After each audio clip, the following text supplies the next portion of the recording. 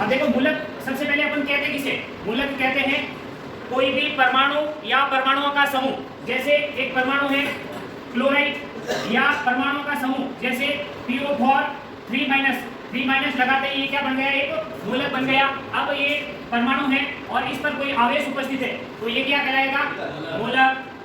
और अपन बात करें धनायन का, जैसे सोडियम, इसके ऊपर प्लस लग गया, यह भी क्या कहलाएगा? अब मूलक। यानी परमाणु या परमाणुओं का समूह जिस पर क्या उपस्थित हो? आवेश उपस्थित हो, उसे अपन क्या कहेंगे? मूलक कहते हैं। फिर मूलक कितने प्रकार के होते हैं? तो मूलक दो प्रकार के होते हैं मुख्यतः। कौन कौन से? अम्लीय व क्षारीय। एक होता है अम्लीय और दूसरा कौन सा होता है? क्षारीय। अम्लीय मूलक को अपन और एक नाम से जानते हैं, क्या? ऋणायन। यानी आपको उद्देश्य के अंदर क्या दिया होगा? ऋणायन।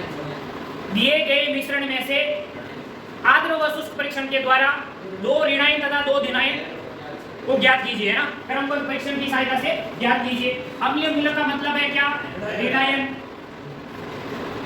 ऋणायन। अब क्षारीय मूलक को अपन क्या क्या बोल सकते हैं? धनायन। अब अम्लीय मूलक और क्षारीय मूलक हो गए। अब अम्लीय मूलक को और अपन 3 भागों में वर्गीकृत करते हैं, ठीक है? अम्लीय मूलक में एक तो दुर्बल अम्लीय मूलक, ठीक है? दुर्बल अम्लीय मूलक। फिर अपन वर्गीकृत करते हैं प्रबल अम्लीय मूलक या अम्लीय समूह है ये पूरे, ठीक है? अम्लीय समूह, ये पूरे मूलकों के क्या है? समूह है। फिर सामान्य समूह। अब देखो ये दुर्बल, प्रबल, सामान्य किस आधार पर वर्गीकृत किया गया है? तो ध्यान रखना, जो तनु सल्फ्यूरिक एसिड के साथ अभिक्रिया करे उन्हें अपन कहेंगे दुर्बल अम्लीय समूह। तनु सल्फ्यूरिक एसिड, तनु H2SO4। यदि कोई लवण तनु सल्फ्यूरिक एसिड के साथ अभिक्रिया करके रंग और गंध देता हो उसे अपन क्या कहेंगे? अरे उसे अपन क्या कहेंगे? दुर्बल अम्लीय समूह। और जो प्रबल अम्लीय समूह है वो किसके साथ अभिक्रिया करते हैं? सांद्र के साथ अभिक्रिया करके अपघटित होते हैं, सांद्र H2SO4। और जो सामान्य वाले हैं वो ना तो तनु के साथ अभिक्रिया करते हैं ना ही सांद्र के साथ अभिक्रिया करते हैं। अतः जो सामान्य समूह है, अम्लीय मूलक का जो सामान्य समूह है उसके अंतर्गत जितने भी मूलक हैं जैसे सल्फेट, फॉस्फेट, बोरेट, ये सभी इनके लिए अलग अलग मूलक के लिए अलग अलग अभिकर्मक का उपयोग किया जाता है। चलो अब अपन बात करते हैं अम्लीय मूलकों के अंतर्गत कौन कौन से मूलक होते हैं। सबसे पहले देखो, एक तो है दुर्बल अम्लीय मूलक। दुर्बल अम्लीय मूलक, दुर्बल अम्लीय मूलक के अंतर्गत कौन कौन से आते हैं? बोलो। कार्बोनेट CO3 2- और कौन सा है? सल्फाइड SO3 2- और सल्फाइड H2- और नाइट्राइड NO2- और कौन सा है? Acetate CH3COO-। अब देखो ये CBSE बोर्ड की जितने भी बुक है ना उसके अंतर्गत ये जो एसिटेट है उसको प्रबल के अंतर्गत दिया गया है, लेकिन अपन के जो राजस्थान वाली बुक है उसमें सारी बुकों में इसको दुर्बल के अंतर्गत दे रखा है, ये आप ध्यान रखोगे, ठीक है? उसके बाद मैं बात करता हूँ किसकी? प्रबल अम्लीय समूह की। अब देखो प्रबल अम्लीय समूह के अंतर्गत कौन कौन से आते हैं? तो क्लोराइड आता है, ब्रोमाइड आता है, आयोडाइड आता है, नाइट्रेट आता है NO3- और ऑक्सीलेट आता है C2O4 2-। ये कौन से हो गए? प्रबल अम्लीय समूह। फिर सामान्य, एक तो है सल्फेट SO4 2- और फॉस्फेट PO4 3-। ये फॉस्फेट, ये मुख्यतः अपन के कोर्स में कौन सा है? सल्फेट वाला, फॉस्फेट वाला कोर्स में नहीं है। अब अपन को ये ऑक्सीलेट भी अपन के कोर्स में नहीं है, केवल अपन को ध्यान देना है जो इसके अलावा जो बाकी रह गए 5, ये 4 और 1, यानी 10 अम्लीय मूलक अपन को याद रखने हैं। आगे समझ रहे? दुर्बल के अंतर्गत कौन कौन से? कार्बोनेट है, सल्फाइड है, नाइट्राइड है और एसिटेट है। प्रबल के अंतर्गत कौन कौन से? क्लोराइड, ब्रोमाइड, आयोडाइड, नाइट्रेट और ऑक्सीलेट। और सामान्य के अंतर्गत कौन कौन से हैं? हाँ, ये आपको सब याद होने चाहिए। यानी आपको मूलक निकालने के लिए जब तक आपको ये टेबल याद नहीं होगी तब तक आप निकाल नहीं सकते, क्योंकि आप जब भी मान लो कोई भी मीनिंग लिखना चाहते हो, जैसे मेरा नाम इंग्लिश में लिखना चाहते हो सुमेश, उससे पहले आपको अंग्रेजी के वर्ड ध्यान में होने चाहिए। जब तक आप वर्णमाला नहीं सीख पाओगे तब तक आप मेरा नाम नहीं लिख पाओगे। यानी आपको मूलक का परीक्षण करने के लिए आपको ये टेबल पूर्णतः याद होनी चाहिए। चलो फिर अपन बात करते हैं सारे मूलकों की।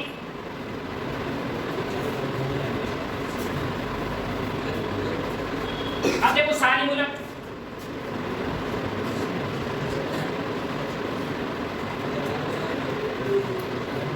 अब सारे मूलक में सबसे पहले अपन को जीरो ग्रुप का टेस्ट करना है। किसका करना है? जीरो ग्रुप का टेस्ट करना है।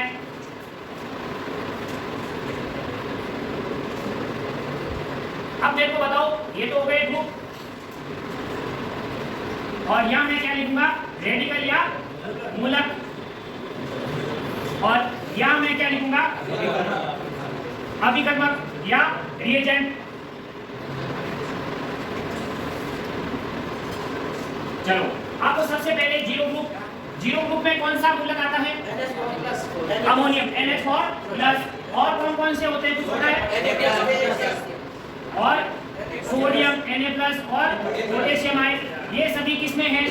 जीरो ग्रुप के अंतर्गत है। लेकिन अपन के जो कोर्स में है वो कौन सा है? केवल अमोनियम। अब इसके अंतर्गत अपन को अभिकर्मक कौन सा युक्त लेना है? NaOH, sodium hydroxide. ठीक है, फिर अपन बात करते हैं स्वतंत्र समूह की, फर्स्ट ग्रुप। अब देखो फर्स्ट ग्रुप के अंतर्गत सबसे पहले अपन को याद क्या रखने हैं? मूलक याद रखने हैं। मूलक कौन कौन से हैं? ऐसे मत बोलो, एक है लेड, एक है सिल्वर, एक है मर्क्यूरस। ये तीन मूलक प्रथम ग्रुप के अंतर्गत आते हैं। ठीक है, लेड, सिल्वर और मर्क्यूरस। अब यदि आपसे पूछा जाए प्रथम ग्रुप के लिए अभिकर्मक कौन सा है, तो क्या बताओगे? WHCl यानी डाइल्यूट हाइड्रोक्लोरिक एसिड। फिर अपन को क्या याद रखना है? Second group. सेकंड ग्रुप के अंतर्गत नंबर 1, यानी सेकंड के अंतर्गत कितने भागों में बांटा गया है? 2 भागों में बांटा गया है। एक तो सेकंड ए समूह और सेकंड बी समूह। सेकंड ए समूह के अंतर्गत कौन कौन से मूलक आते हैं? तो याद रखना, ये तो Pb+2 आएगा, फिर मर्क्यूरस आएगा, फिर बिस्मिथ, फिर कॉपर, फिर कैडमियम। यानी इसके अंतर्गत एक तो है lead, mercurous, bismuth, copper, cadmium. ये सभी कौन से ग्रुप में आते हैं? सेकंड ए ग्रुप में। और सेकंड बी ग्रुप की अपन बात करें तो कौन कौन से आएंगे? एक तो आएगा आर्सेनिक और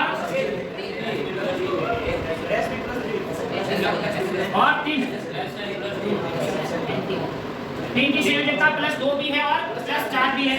आर्सेनिक, एंटीमनी और टिन। आर्सेनिक, एंटीमनी और टिन, ये कौन से ग्रुप में है? सेकंड बी ग्रुप में। अब देखो सेकंड ग्रुप का जो अभिकर्मक है वो कौन सा है? H2S गैस है, और उसको किस माध्यम में प्रोवाइड करते हैं? अम्लीय माध्यम में प्रोवाइड करते हैं। फिर अपन को ध्यान रखना है थर्ड ग्रुप। हाँ, वो तो थर्ड ग्रुप में कौन कौन सा है? एक तो है एल्यूमिनियम, फिर है आयरन, फिर है क्रोमियम। ठीक है, एल्यूमिनियम, आयरन और क्रोमियम। इसका जो अभिकर्मक है वो क्या है? एक तो अपन को इसके अंतर्गत नाइट्रिक एसिड मिलाना है, यानी HNO3, 2-3 बूंद HNO3, और क्या मिलाना है? 1 ग्राम NH4Cl और NH4OH आदि के मिलाना है। 2-3 बूंद क्या? नाइट्रिक एसिड यानी HNO3 प्लस NH4Cl, जिसे अपन नॉर्मली NH4Cl को क्या बोलते हैं? नौसागर है ना। और NH4OH अमोनियम हाइड्रोक्साइड, वो कितनी मात्रा में मिलाना है? आधी के में मिलाना है, आधी के में मिलाना है। उसके बाद अपन को याद रखना है कौन सा? वो फोर्थ ग्रुप।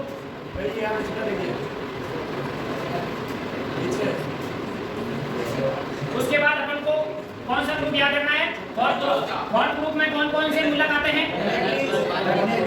मैग्नीज, कोबाल्ट, निकल और जिंक, ये कौन से ग्रुप में आते हैं? फोर्थ ग्रुप में आते हैं। अब देखो इसका जो अभिकर्मक है यानी रिएजेंट है वो कौन सा है? H2S gas. वो कौन से माध्यम में प्रवेश करते हैं? क्षारीय माध्यम में प्रवेश करते हैं। फिर अपन बात करते हैं कौन से ग्रुप की? पांचवें ग्रुप की।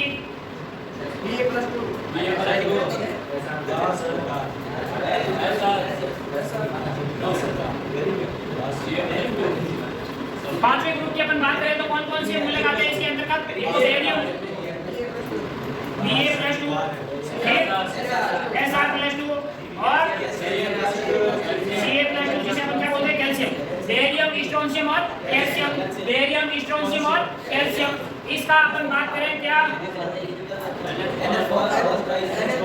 अभिकर्मक कौन सा है? तो अमोनियम कार्बोनेट NH4 का होल्ड बाय CO3, ये क्या है इसका अभिकर्मक या रिएजेंट है। फिर एक बाकी बच जाता है कौन सा? छठा।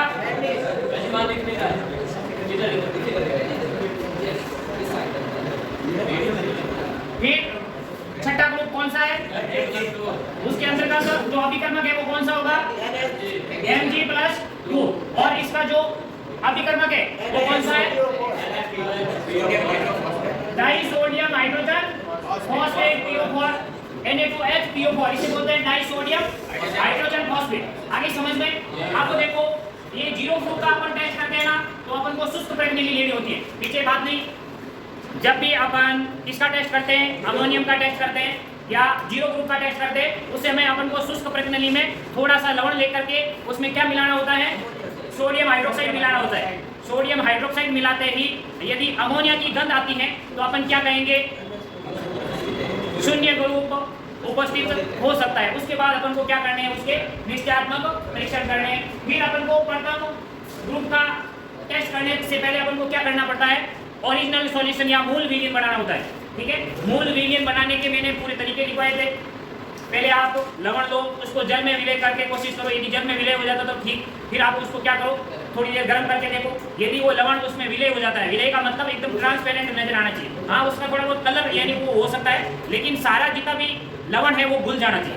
ठीक है, यदि नहीं घुलता है तो फिर आपको वापस से हटा करके पानी की जगह आप उसी पानी के अंदर आपको तनु हाइड्रोक्लोरिक एसिड डालना होता है। ठीक है, तो घुल जाता है। अन्यथा ना घुले तो उसको फेंक के वापस आप क्या करोगे? थोड़ा सा जल लोगे, उसको गर्म करोगे, फिर सांद्र एसिड डालोगे।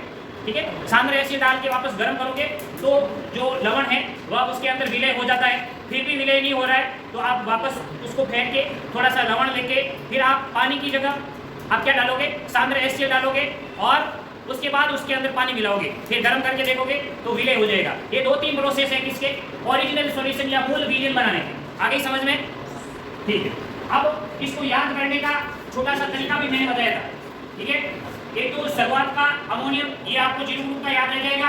ठीक है, फिर प्रथम ग्रुप के लिए अपन ने ट्रिक बनाई थी क्या? PUBG आगे होगा यानी लेड, सिल्वर और मरकरी। और इसका जो अभिकर्मक है वो कौन सा है? NaCl है। फिर देखो सेकंड ग्रुप के अंदर सबसे पहले ए ग्रुप। अब देखो इसके अंतर्गत फर्स्ट ग्रुप के 2 मूलक आ जाते हैं। ठीक है, और उसके बाद आपको याद रखना है बिस्मुथ, कॉपर और कैडमियम। बिस्मुथ, कॉपर और कैडमियम ये सभी कौन से ग्रुप के हैं? सेकंड ए ग्रुप के। फिर आपको याद रखने हैं कौन से? बी ग्रुप के।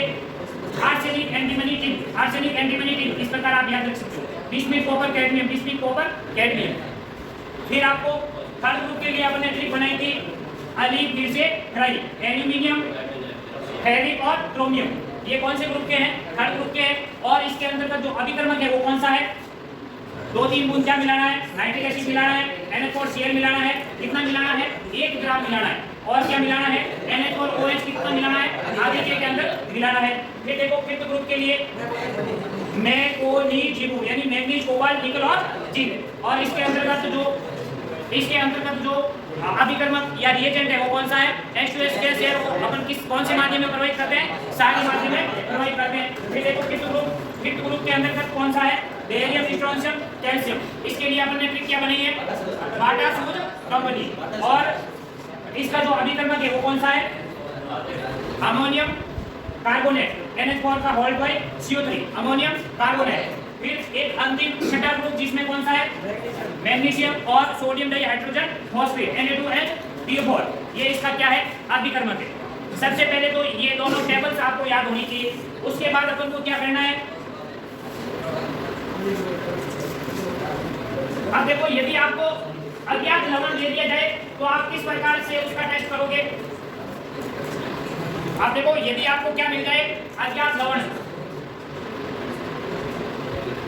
अज्ञात लवण, और इस लवण का परीक्षण करके आपको क्या करना है, क्रमबद्ध परीक्षण करके आपको 2 ऋणायन तथा 2 धनायन ज्ञात करके बताने। अब देखो सबसे पहले लवण मिलते ही आपको क्या करना है, सबसे पहले आप काम करोगे दुर्बल अम्लीय मूलक या दुर्बल अम्लीय समूह का परीक्षण करोगे। ठीक है, दुर्बल अम्लीय समूह का परीक्षण करोगे। और दुर्बल अम्लीय समूह का परीक्षण करने के लिए क्या करना होता है, लवण के अंतर्गत आपको क्या मिलाना है, टनु सल्फ्यूरिक एसिड यानी H2SO4, ये सबसे पहला स्टेप है। ठीक है, अज्ञात लवण मिलते ही आप क्या करोगे, सबसे पहले इधर ध्यान, सबसे पहले क्या करना है, अज्ञात लवण मिलते ही लवण के अंतर्गत यानी शुष्क एक प्रणाली लेनी है और उसमें थोड़ा सा लवण लेना है और 2-3 ml क्या मिलाना है, टनु सल्फ्यूरिक एसिड मिलाना है। और उसके अंतर्गत यदि कोई गैस या गंध आती है तो उसके अनुसार अपन अनुमान लगाएंगे। आगे समझ में, जैसे मान लो सड़े हुए अंडे की समान गंध आ रही है तो अपन क्या अनुमान लगाएंगे, सल्फाइड हो सकता है। यदि जलते हुए गंधक के समान गंध आ रही है तो अपन क्या अनुमान लगाएंगे, सल्फाइड हो सकता है। यदि सिरके के समान गंध आ रही है तो अपन क्या अनुमान लगाएंगे, एसिड हो सकता है। फिर देखो दूसरा काम क्या करना है, मान लो कोई यदि आपके 12th के अंदर 2 ऋणायन निकालने, ठीक है, एक ऋणायन तो मान लो इस ग्रुप का हो गया। अब दूसरा ऋणायन निकालने के लिए आप क्या करोगे, नई परत में लोगे, वो काम हो गया खत्म, उसका निश्चयात्मक परीक्षण कर लिया। फिर आपको वापस से एक नई यदि सूखी परत में लेनी है और उसके अंतर्गत थोड़ा सा लवण लेकर के फिर आप क्या करोगे, सांद्र H2SO4 यानी परबल अम्लीय समूह का क्या करना है, टेस्ट करना है। परबल अम्लीय समूह का टेस्ट करने के लिए आप क्या करोगे, लवण के अंतर्गत क्या मिलाओगे, सांद्र यानी कंसंट्रेट H2SO4 मिलाओगे। ठीक है, लवण के अंतर्गत क्या मिलाना है, सांद्र H2SO4 मिलाना है। फिर आपको उसके अंतर्गत कुछ गंध और रंग या कुछ अभिक्रियाएं उसके अंतर्गत नजर आएगी। मान लो रंगहीन दम घोटू गैस मुक्त हो रही है तो आप क्या अनुमान लगाओगे, क्लोराइड हो सकता है। यदि बैंगनी वाष्प मुक्त हो रही है तो आप क्या अनुमान लगाओगे, आयोडाइड हो सकता है। यदि भूरे रंग की तीक्ष्ण गंध युक्त भूरे रंग की गैस मुक्त हो रही है तो नाइट्रेट हो सकता है। ठीक है, ये तो हो गया आपके कौन सा, परबल अम्लीय समूह। फिर अपन को बात करनी है किसकी, सामान्य समूह की। थर्ड स्टेप कौन सा होता है, सामान्य का टेस्ट करना। यदि मान लो इन दोनों के कोई यानी 2 ऋणायन आपको मिल गए ना तो फिर इसका टेस्ट नहीं करना है। यदि इन दोनों में से कोई एक नहीं मिला है तो फिर इसका टेस्ट करना है। मान लो प्रथम ग्रुप आपको नहीं मिला तो प्रथम ग्रुप को क्या बताओगे, अनुपस्थित बताना है। फिर आपको दुर्बल समूह अनुपस्थित बताना है। फिर आपको प्रबल समूह का क्या करना है, टेस्ट करना है। तो फिर आपको 2 ऋणायन तो मिलेंगे। फिर एक आपको प्रबल का मिलेगा, दूसरा सामान्य का मिलेगा। अब देखो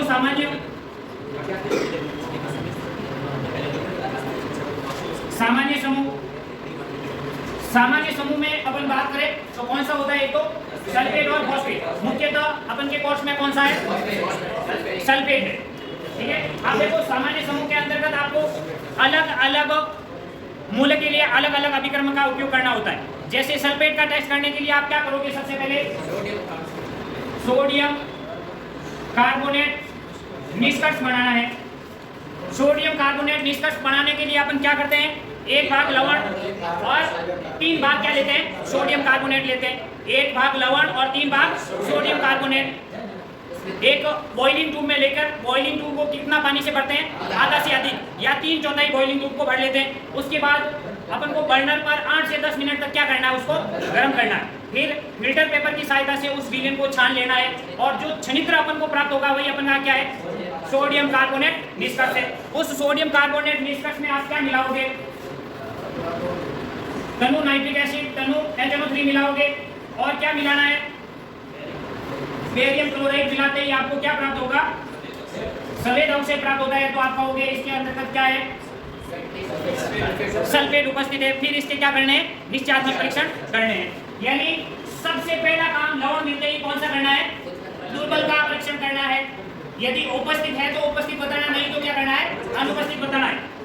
पर्पल का टेस्ट करना है, नई प्रणाली लेकर या नई टेस्ट ट्यूब लेकर, ठीक है। और उसके बाद क्या करोगे आप, सामान्य का टेस्ट करोगे, ठीक है। ये तो अपन के सारे अम्लीय मूलक हो गए। यानी टेस्ट करने का मतलब है कि प्रारंभिक परीक्षण लिखना है, उसके बाद निश्चयात्मक परीक्षण लिखना है, बिल्कुल आपको सिस्टमेटिक ढंग से करना है। अब जब भी आपको उद्देश्य दिया हुआ होता है तो उसमें लिखा हुआ होता है दिए गए मिश्रण का आर्द्र व शुष्क विधि द्वारा क्रमबद्ध 2 ऋणायन तथा 2 धनायन ज्ञात कीजिए। अब देखो क्रम क्या है, क्रम यही है, पहले दुर्बल, प्रबल, फिर सामान्य। आगे समझ में, यदि आपने पहले प्रबल निकाल दिया, दुर्बल बाद में निकाल दिया तो आपका गलत हो जाएगा, ध्यान रखना। ये एक क्रम है, सिस्टमेटिक ढंग है, उसी सिस्टमेटिक ढंग से अपन को चलना है। आगे समझ में, चलो फिर अपन बात करते हैं इसकी क्षारीय ग्रुप को अपन को किस प्रकार निकालना है।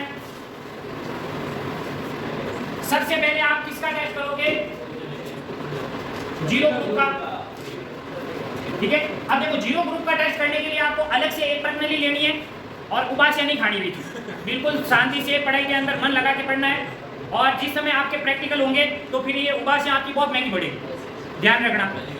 अभी ध्यान दोगे तो बाद में दिक्कत कम आएगी, नहीं तो बाद में खड़े रहना, एक दूसरे का मुंह ताकोगे। तो मैं बिल्कुल स्पष्ट तौर से आपको बता देता हूँ, ये आपके लिए बहुत अमूल्य समय है, ठीक है। और बाद में आप कहोगे सर वापस पढ़ाओ, तो बाद में समय नहीं मिलेगा और मैं पढ़ा भी नहीं पाऊंगा। अभी पढ़ा रहा हूँ तो आप शांति से ध्यान लगा के पढ़ लो। अब जीरो ग्रुप का अपन बात करें तो जीरो ग्रुप में टेस्ट करने के लिए आप क्या करोगे, एक शुष्क प्रणाली लोगे, उसमें थोड़ा सा लवण लोगे, NaOH मिलाओगे और उसकी गंध को आप चेक करोगे। यदि अमोनियम उपस्थित होगा तो अमोनिया की गंध आएगी। उसके बाद आपको क्या करना है, निश्चयात्मक परीक्षण करना है। ये सारे मूलक में सबसे पहले अपन किसका टेस्ट करते हैं, जीरो ग्रुप का टेस्ट करते हैं। फिर आपको क्या करना है, प्रथम ग्रुप का टेस्ट करना है। प्रथम ग्रुप का टेस्ट करने से पहले अपन को क्या बनाना होता है, मूल विलीन बनाना होता है, ओरिजिनल सॉल्यूशन के अंतर्गत। यानी उसके बाद अपन को उसके अंतर्गत क्या मिलाना होता है, प्रथम ग्रुप का अभिकर्मक। प्रथम ग्रुप का अभिकर्मक कौन सा है, प्रथम ग्रुप का अभिकर्मक कौन सा है, तनु हाइड्रोक्लोरिक एसिड, तनु एसिड यानी डाइल्यूट एसिड मिलाते ही यदि कोई अवक्षेप आपको प्राप्त होता है, यदि आपको श्वेत अवक्षेप प्राप्त होता है तो अपन कहेंगे प्रथम ग्रुप उपस्थित है, अन्यथा अपन कहेंगे प्रथम ग्रुप अनुपस्थित है। ये क्रम है, ध्यान रखना। क्रमबद्ध परीक्षण करना है तो यही क्रम है, ठीक है। उसके बाद ये नंबर 1 हो गया। नंबर 2, यदि उपस्थित है तो उपस्थित बताना है, ना तो अनुपस्थित बताओगे। अब यदि अवक्षेप आ गए हैं तो अवक्षेप से, इधर ध्यान दे, अवक्षेप से आप क्या करोगे, निश्चयात्मक परीक्षण करना है। और जो क्षणित्र आपको प्राप्त होता है उससे आप क्या करोगे, नेक्स्ट ग्रुप का टेस्ट करोगे। मान लो मेरे को यहाँ श्वेत अवक्षेप प्राप्त हुआ है तो श्वेत अवक्षेप से मैं क्या करूंगा, निश्चयात्मक परीक्षण करूंगा। और जो क्षणित्र मेरे को प्राप्त हुआ है उसके द्वारा मैं क्या करूंगा, सेकंड ग्रुप का टेस्ट करूंगा। सेकंड ग्रुप के टेस्ट करने के लिए अभिकर्मक या रिएजेंट कौन सा है, H2S गैस है। ये H2S गैस मैंने क्या कर दी, प्रथम ग्रुप से प्राप्त क्षणित्र के अंतर्गत प्रवाहित कर दी। और प्रवाहित करने के बाद यदि उसके अंतर्गत काला अवक्षेप, पीला अवक्षेप या नारंगी अवक्षेप आता है तो अपन कहेंगे प्रथम ग्रुप द्वितीय ग्रुप उपस्थित है, अन्यथा अपन कहेंगे द्वितीय ग्रुप अनुपस्थित है। फिर आपको क्या करना है, थर्ड ग्रुप का टेस्ट करना है। तृतीय ग्रुप का टेस्ट करने के बाद आप क्या करोगे, यदि उसके अंतर्गत अवक्षेप आता है तो अवक्षेप लेकर के आप उसका निश्चयात्मक परीक्षण करोगे। और जो क्षणित्र बच जाता है उससे अपन नेक्स्ट ग्रुप यानी थर्ड ग्रुप का टेस्ट करेंगे। उससे पहले आप क्या करोगे, उसको गर्म करके H2S गैस को बाहर निकालोगे। और H2S गैस पूरी बाहर निकली है या नहीं, उसके लिए अपन क्या करते हैं, किससे बिगा फिल्टर पेपर लेके जाते हैं, लेड एसिड से बिगा फिल्टर पेपर ले जाकर के चेक करते हैं। यदि काला चमकीला हो जाता है फिल्टर पेपर तो अपन कहेंगे कि इसके अंतर्गत अभी भी क्या है, H2S गैस है और मेरे को और गर्म करनी है। और गर्म करके H2S गैस बाहर निकालोगे और वापस से चेक करोगे। यदि वो फिल्टर पेपर काला चमकीला नहीं होता है तो इसका मतलब है कि उस टेस्ट ट्यूब के अंदर क्या नहीं है, H2S गैस नहीं है। और अब इसके द्वारा अपन क्या कर सकते हैं, थर्ड ग्रुप का टेस्ट कर सकते हैं। फिर देखो थर्ड ग्रुप का टेस्ट करने के लिए कौन सा अभिकर्मक अपन मिलाएंगे, 2-3 बूंद हाँ, एक तो अपन को मिलाना है 2-3 बूंद सांद्र नाइट्रिक एसिड प्लस 1 ग्राम ठोस NH4Cl प्लस NH4OH। वो किस में मिलाना है, आधिक्य में, मतलब अधिक मात्रा में मिलाना है, आधिक्य में मिलाना है। आधिक्य में मिलाते ही यदि श्वेत जो है कि नहीं अवक्षेप या भूरा अवक्षेप प्राप्त होता है तो अपन कहेंगे थर्ड ग्रुप उपस्थित है या हरा अवक्षेप। क्रोमियम का हरा अवक्षेप होता है, आयरन का कैसा होता है भूरा अवक्षेप, और एल्यूमिनियम का कैसा अवक्षेप होता है श्वेत जेलेटिनी अवक्षेप होता है। अरे इधर देख भाई, हाँ श्वेत जेलेटिनी अवक्षेप प्राप्त होता है। यदि अवक्षेप प्राप्त होता है तो उस अवक्षेप से अपन क्या करेंगे, अरे अवक्षेप से क्या करेंगे निश्चयात्मक परीक्षण करेंगे, ठीक है। और जो छनित्र बच जाता है उससे अपन क्या करेंगे नेक्स्ट ग्रुप का टेस्ट करेंगे। अब देखो चौथे ग्रुप से प्राप्त छनित्र के अंतर्गत आप क्या डालोगे, पांचवें ग्रुप का अभिकर्मक डालोगे। पांचवें ग्रुप का अभिकर्मक कौन सा है, अमोनियम कार्बोनेट NH4। उससे पहले आप क्या करोगे, थोड़ा सा वापस से इसमें NH4Cl डालना है और थोड़ा सा NH4 OH डालना है, ताकि वो क्या हो जाए रिएक्शन चालू हो जाए और सारी हो जाए, ठीक है। ताकि जो अवक्षेप है वो आपको आसानी से मिल जाए। तो आपको क्या करना है, थोड़ा सा क्या मिलाना है, NH4Cl भी मिलाना है और NH4OH भी वापस से मिलाना है। यदि क्या हो थर्ड ग्रुप के अंतर्गत कोई अवक्षेप आपको मिले तब। फिर देखो इसका जो अभिकर्मक है वो कौन सा है, NH4 CO3 ammonium carbonate. Ammonium carbonate मिलाते ही आपको क्या मिलेगा, श्वेत अवक्षेप मिलेगा। और श्वेत अवक्षेप नहीं मिलता है तो आप नेक्स्ट टेस्ट करोगे। यदि मिलता है तो अवक्षेप से अपन क्या करेंगे निश्चयात्मक परीक्षण करेंगे। और जो छनित्र बच जाता है छनित्र से अपन क्या करेंगे, छनित्र से अपन क्या करेंगे नेक्स्ट ग्रुप का टेस्ट करेंगे। हमेशा ध्यान रखना प्रथम ग्रुप से लेकर के पांचवें ग्रुप तक यदि आपको दो धनायन प्राप्त नहीं होते हैं तो आप उस छनित्र को फेंकोगे नहीं। यदि आपने छनित्र को फेंक दिया तो आपको वापस से प्रथम ग्रुप से आपको वापस टेस्ट करना पड़ेगा। आगे समझ में, एक से लेकर के छठे ग्रुप तक आपको छनित्र बचा कर रखना है। आगे समझ में, यदि अवक्षेप आ जाता है तो अवक्षेप के माध्यम से अपन निश्चयात्मक परीक्षण करते हैं और छनित्र से नेक्स्ट टेस्ट करते हैं। आगे समझ में इतनी, हाँ। फिर देखो यदि श्वेत अवक्षेप आता है तो पांचवा ग्रुप, यदि श्वेत अवक्षेप नहीं आता है तो छठा ग्रुप का अभिकर्मक आपको मिलाना है। कौन सा है अभिकर्मक छठे ग्रुप का, disodium hydrogen phosphate. Disodium hydrogen phosphate ये मिलाते ही आपको श्वेत अवक्षेप, छठे ग्रुप में भी श्वेत अवक्षेप आता है और अपन कहेंगे क्या है मैग्नीशियम उपस्थित है। आगे समझ में, ये इसका क्रमबद्ध परीक्षण है, यानी आपको अज्ञात लवण दे दिया गया है, कोई आपको पता नहीं है कौन सा क्या है, तो आपको इसी क्रम से पहले अम्लीय मूलक निकालने हैं तीनों, फिर आपको सारे मूलक जीरो ग्रुप, फिर प्रथम ग्रुप, इसी प्रकार। यदि कोई उपस्थित है तो आपको उपस्थित